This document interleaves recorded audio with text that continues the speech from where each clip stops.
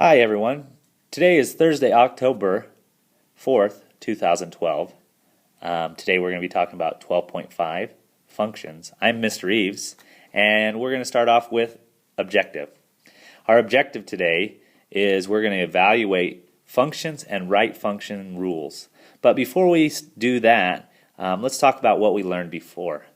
Before we evaluated variable expressions. Now, variable expressions contain a variable, x, and an expression is saying some type of operation. We're going to use plus 5. We can do any type of operation, multiply, divide, subtract, add, whatever. Now, that's a variable expression. We can put any value in for x and get any value out. Now, we want to relate a variable expression to an equation with two variables.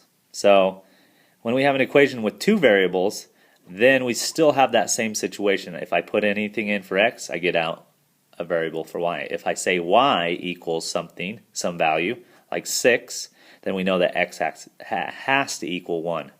Now, this is going to help us set up input and output. So x is known as our input value, and y is known as our output value.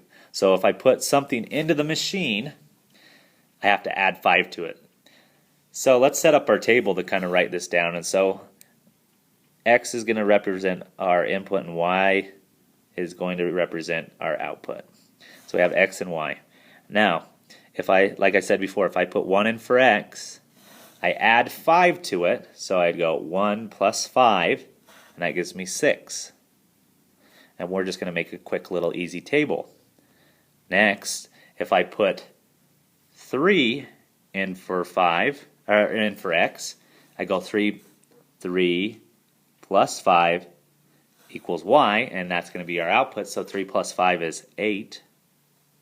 If I put 5 in for x, so I have 5 plus 5, and that gives me 10. And finally, say I put 100. Put 100 in for x. 100 plus 5 gives me 105. And there's a little table. So we have that table, we have that rule. Now, say that we did not have this information over here. All we saw was this table. If we only had this table, then we would say, okay, what's the rule? What's happening from x to y? And so each time I would look and I'd say, okay, from the first one, x to y, there's a difference of 5. The third one, or the second one, difference of 5. Difference of 5. Difference of 5. So what we would write is we would write that x has a difference of 5 to y. And so there's our function rule. Now, today we're going to start off 12.5, page 656. Now, go ahead and copy down in a function. Each function has a blank, and each blank has exactly one blank.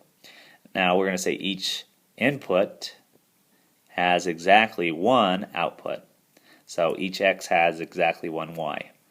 Now, when we make an input-output table, we're going to create a table to begin with. So there's our table. And it wants us to use the values x equals 3, 6, 9, 12, and 15. So I'm just going to put those in really quickly. Our rule is 6 times x, 6x. Remember, 6 next to x means multiply. So if I go 3 times 6, that gives me 18. 6 times 6, 36. 9 times 6, 54. 12 times 6, 72. And 15 times 6 is 90. So there's a quick little table that we made. Let's do another one. Set up our table. This time the rule is add 10. So 3 plus 10, 13. 6 plus 10, 16. 9 plus 10, 19. 12 plus 10, 22. 15 plus 10, 25. Now you're going to notice that we have patterns. X column we had a pattern. We're going up by 3. From x to y we had a pattern of going up by 10 each time. And the y pattern is also going up by 3. So you definitely can see patterns in functions and function tables. Now let's go ahead and quickly do the rest.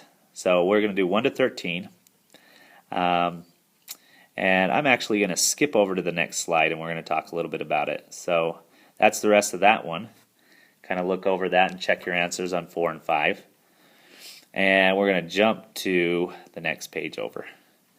The next page on, now we have a table and it wants us to write the rule. So remember, original price is going to represent, let me write that out really quick, X and Y. So we have X and Y. X is our input, Y is our output. So if I put $50 in, I get $45 out for a sales price. And now, if we look at that, so we're going to let X represent 50, 60, 70, and 80. So X represents that number. What's happening to each time? Well, there's a difference of 5 each time.